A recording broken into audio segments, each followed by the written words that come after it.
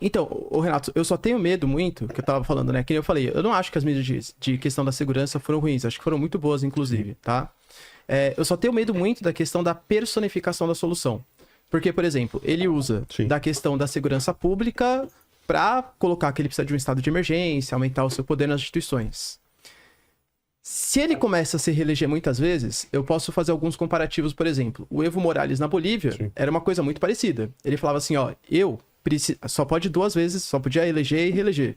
Mas eu preciso manter a 3ª vez aqui na presidência, por quê? Porque eu sou o cara que está combatendo o imperialismo norte-americano, a privatização das empresas. E aí ele falava exatamente a mesma coisa. Se tinha algum, por exemplo, juiz, por exemplo, ou algum membro político, como ele tinha bastante popularidade, assim, ó, esse cara aqui, ó, precisa ser perseguido, esse cara precisa ser afastado, porque ele tem ligação com os Estados Unidos. Porque ele é a favor da... É a coisa que a Venezuela usa agora. A Venezuela acabou de impedir, por exemplo, que a candidata, até esqueci o nome dela, enfim, que era a grande favorita para ser a contrário do Nicolás Maduro. Ah, não, ela não pode concorrer, por quê? Porque ela é a favor da privatização da BDVCA, porque ela é a favor das sanções dos Estados Unidos. Maria Corina Machado. A Maria Corina Machado, exatamente, tá? Sim. Aí depois teve a Corina Iores, que também foi impedida, que foi indicado por ela.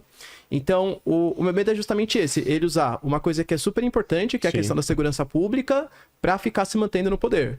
O Evo Morales também, ele alega que por ele era constitucional. Putin também, não sei quanto tempo tá no poder também. Pois é, né? Esse usa até veneno. Tem uma... O Bukele fez uma entrevista com o Tucker Carlson, logo após a posse dele agora. É a 2ª entrevista, inclusive, que ele dá pro Tucker Carlson. E a última pergunta do Tucker... Mas ponte lá pra gente entrevistar o cara, a gente vai até lá. Então, e você sabe que eu acho, talvez, que eu tenha sido um dos únicos brasileiros que tenha falado com o Bukele. Porque na primeira vez que eu fui, acho que eu esqueci de dizer isso, eu participei de uma conferência, de uma entrevista coletiva de imprensa internacional, e eu consegui perguntar pra ele, vocês devem até ter visto o vídeo, provavelmente, que eu fiz a seguinte pergunta, não pela minha pergunta, mas pela resposta dele, claro. Que eu perguntei como ele viu o impacto das políticas dele ao redor do mundo, se o presidente Lula já tinha falado com ele, se ele pretendia vir ao Brasil e tudo mais. E ele deu uma resposta dizendo que não, o presidente Lula... Ele falou com o Lula 2 vezes, o Lula nunca mencionou o tema da segurança. Aliás, eu até encontrei o ministro do PT lá na posse do Bukele. Paulo Teixeira, né? Acho que... Puta, esqueci do que ele é ministro. Mas foi falar de segurança, não segurança pública, segurança alimentar, né? Que se o PT falar que foi lá falar de segurança, a militância vai em cima. Eu fiz essa pergunta pra ele, ele me disse o seguinte, olha... É importante, quer dizer, o Lula nunca mencionou o tema da segurança comigo, mas eu estou à disposição de vários governos, tem vários vindo aqui pedir colaboração e estamos colaborando. Agora, o que você precisa para implementar as minhas medidas, vamos dizer, o meu método Bukele em outros lugares é o seguinte, você precisa ter vontade política para fazer as coisas. Claro, o Brasil é um país de dimensões continentais, né? Você não vai fazer um Ctrl-C, um copy-paste e aplicar exatamente tudo igual, tem todas as suas complexidades, é um país gigante, etc., tudo influencia nesse caso, mas precisa ter vontade política e precisa de governos que não sejam parceiros do crime organizado. Foi essa a resposta que ele me deu, e aqui ficou até visto como se ele tivesse dado uma alfinetada no Lula, né, por ter falado isso. Fala, Lenin. Não, é que só que o Paulo Teixeira, ele é ministro do Desenvolvimento Agrário e Agricultura Familiar. Exato. Provavelmente foi. E, Joel, qual é o perigo da gente aqui no Brasil de chegar num ponto parecido ou próximo de El Salvador, como estava com o crime organizado PCC, Comando Vermelho? Cara, é que, como o próprio Marcelo falou, acho que o Renato também, a gente é uma configuração diferente lá de El Salvador e daqui, né? O Brasil é um interposto muito famoso e muito eficiente para exportar entorpecentes para fora. O caminho, É mesmo? A gente tem fronteira praticamente com os 3 maiores produtores de pó do mundo. E um litoral 90%. Uma costa de 17 mil quilômetros. E que os brasileiros aprenderam muito bem no Paraguai a fazer esse processo de transporte. E hoje você tem membros de organizações criminosas que estão vendendo as biqueiras dentro da cidade aqui, dentro do Brasil, porque não compensa mais, porque exportar dá muito mais dinheiro. Então, as organizações, pelo menos o primeiro comando, ele está num período de estabelecimento em que ele quer causar o mínimo de pânico e terror possível para ele continuar enriquecendo seus membros. Só que daí ele se infiltra numa outra parada, porque a partir do momento que você tá se você tá ganhando dinheiro, ficando bilionário, você começa a comprar gente mais poderosa. A cor dessa pessoa vai mudando, o dinheiro dessa pessoa vai mudando na sociedade, vai ficando mais difícil de punir, eles vão se inserindo nas coisas. Por exemplo, o seu Lincoln Gakia falou, o comando está se inserindo em licitações públicas, empresas, redes de posto de gasolina. Tem uma grande investigação aqui em São Paulo nas linhas de ônibus. Isso. Por exemplo, na Câmara dos Deputados, no Senado é mais difícil. Mas você pega uma prefeitura de 50 mil habitantes aí, você consegue eleger 2, 3 vereadores, facilita a tua licitação. Você consegue lavar dinheiro. Então, o nosso problema agora, eu falo de São Paulo, mas já falo do Rio, é essa infiltração oculta que o crime está fazendo aqui. A gente já teve esses problemas de ataque da população e tal. E no Rio, cara, é o domínio de território que ali é mais parecido mesmo com El Salvador, de verdade. Sim. A gente tem comunidades ali que são extremamente dominadas mesmo, que hoje as pessoas não podem circular, tá? Existe um tabu, cara. E eu vou ser sincero aqui pra mim, ó. Meu pensamento político é de centro-esquerda. Eu vou ser bem sincero aqui e vou colocar isso. Mas, estudando segurança pública tantos anos que eu estudei e estudo ainda, cara, não tá dando jeito no Brasil para isso. As pessoas estão reféns. Hoje você pega um jovem de uma comunidade que é dominada pelo CV, se ele for fazer um Uber numa comunidade do TCP, ele é esquartejado, cara. Esquartejado literalmente? Literalmente, irmão. Literalmente. Os caras ocultam o corpo, a família nunca mais acha. A gente tá falando disso no Brasil. A gente tá falando de uma organização que ela juntou 5 bairros e fez ponte entre 5 bairros, que é o Complexo de Israel. Que é, os caras pegaram Parada de Lucas e Vigário Geral, que sempre foram inimigas, 5 Bocas, Pica-Pau e Cidade Alta, juntaram isso e é da mesma organização.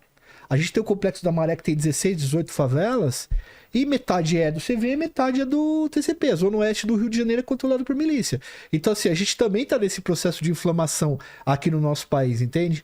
Eu falo que o problema do Bukele é realmente esse da personificação, porque a gente já começou a falar método Bukele, tal coisa do Bukele, mas em relação à segurança pública, ele deu uma boa desinflamada em El Salvador. Eu estaria sendo hipócrita se eu não assumisse isso. Só um raciocínio que eu tinha falado e eu não concluí. Mas só para fechar isso, Joel, a gente não corre o risco, mas a gente não tá fazendo nada também para evitar o crescimento desse domínio, é isso?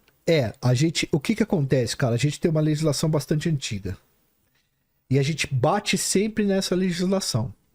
Prende, solta, prende, investiga, prende errado. Prende peixe pequeno e deixa... Você tem uma série de pessoas... Você tinha o Tuta do PCC que trabalhava na embaixada de Moçambique. Pô. O cara tava solto, entendeu? Então a gente prende mal, muitas vezes, né? E a nossa legislação é bastante antiga nesse ponto. Só que a gente chega no Congresso, por exemplo, e aí fica muito difícil a discussão. Porque não embala. Não embala. E outra coisa também, cara, é que o Brasil, ele tem muito problema em trabalhar com questões estruturais. Sabe? Então, assim, ó, a violência chegou nesse ponto, aí vira uma emergência, vira uma sirene ligada pra tudo quanto é lado e tal, e a gente não resolve nem esse problema, e a gente não resolve nem problema básico, por exemplo, saneamento. E às vezes a pessoa que tá sofrendo violência é a pessoa que não tem saneamento também. Entendeu? Então a gente acaba não chegando nesse acordo e, enfim, parece que a justiça aqui no nosso país, ela funciona até uma parte e depois ela para de funcionar, entendeu? A gente tem muitos problemas estruturais com a questão de segurança pública aqui no nosso país e, cara, acho que até pela questão de só a federação poder criar um sistema, a legislação penal, esse tipo de coisa, também se perde muito da particularidade dos estados, do que acontece nesses estados. A gente tem um país gigantesco, continental. São problemas muito complexos, cara, pra gente conseguir arrumar, entendeu? Eu tinha feito um raciocínio que eu falei da entrevista que ele deu pro Tucker, e a última pergunta ele fala, quantos anos você vai governar El Salvador? E ele responde, 5 anos. Foi eleito pra ficar 5 anos. Então acho que é talvez um prognóstico aí. Acho que ele vai cumprir só esse mandato dele e talvez eleger um sucessor, etc. Acho que é plenamente normal. Em El Salvador aconteceu uma coisa interessante, que foi o seguinte. Isso aconteceu na cidade chamada Apopa. Nos bairros lá chama Tikal 1, Tikal 2 e Villa del Sol. Isso foi anunciado faz cerca de 2 meses. Alguns moradores relataram que o crime organizado, algumas pessoas do crime organizado tinham voltado a atrapalhar a vida daquelas pessoas, estavam tumultuando por lá e tudo mais. O Bukele mandou 4 mil soldados do exército e da polícia para fazer um cerco na cidade inteira, e ele só retirou esse cerco quando os criminosos foram capturados. A gente não consegue fazer isso daqui em algumas regiões, em algumas favelas que a gente sabe que os caras se escondem e usam a população de escudo. Então, assim, cara, tem um monte de exemplo que eu acho que um dos principais motivos da minha viagem pra lá também é de, cara, ver o que pode ser aplicado aqui.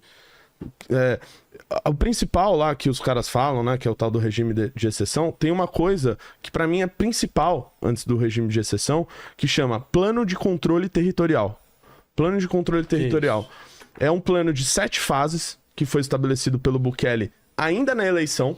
Ou seja, esse era plano de governo dele. Olha só que loucura, pessoal. O cara tinha um plano de governo, ele apresentou na eleição e cumpriu com o plano de governo. A gente não tá muito acostumado com isso. Os planos de governo, geralmente, só lista de desejos ou qualquer tipo de bobagem.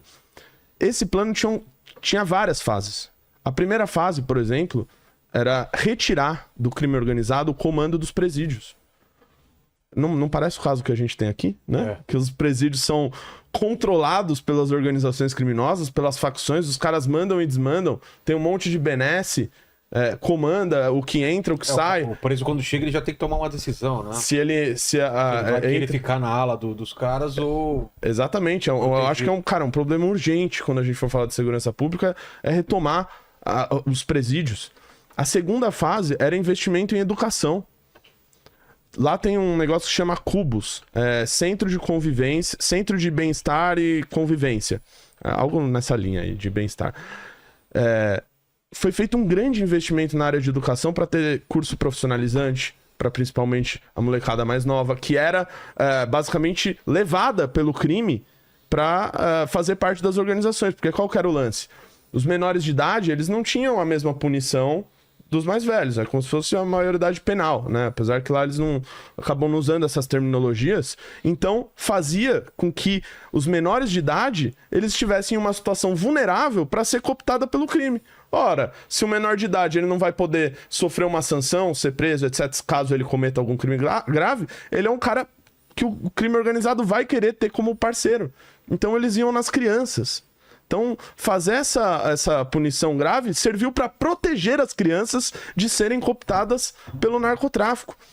Teve investimento pra caramba, né? O Bukele fez até um empréstimo de 110 milhões de dólares para fazer um investimento na segurança pública para poder, que nem eu falei aqui no início, aumentar o efetivo policial e do exército em 50%, como ele fez, de poder dar melhores condições para os policiais e para o exército, de pagar mais para eles, de ter uma remuneração melhor, uma vez que, atividade, né, de extremo risco, ainda mais naquela situação, os caras precisavam ser bem remunerados para isso. Teve inteligência, teve planejamento, teve estratégia, teve mudança de legislação, né? Que nem o Joel falou aqui, que aqui a gente tem uma porta giratória, né?